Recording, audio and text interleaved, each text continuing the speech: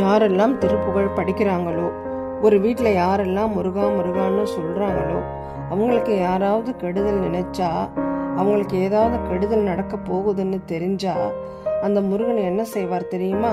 ஒரு பாறை அத்தனையும் உடச்சி எரிஞ்சிட்டு மின்னல் வேகத்தில் வேல் வந்து அவங்களுக்கு முன்னாடி நின்று அவங்கள காப்பாற்றுமா.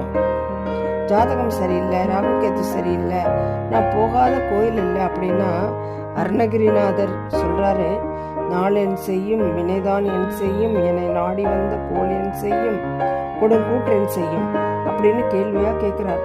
முருகன் என் கூட இருக்கார். முருகன் நினைச்ச உடனே முருகன் என்ன பண்ணோம்னா, முருகனுடைய பாதம், சிலம்பு, தண்டை, கையில் இருக்கக்கூடிய வேல், சேவல் கொடி, முருகனுடைய 6 முகம் 12 தோளும் என்னை அரவணைக்க காத்து கொண்டிருக்கும் போது இந்த கெட்டதெல்லாம் என்ன பண்ணிடும்னு அருணகிரிநாதர் கேட்கிறார். இந்த நம்பிக்கையும் தைரியமும் தான் நம்ம எல்லோருக்கும்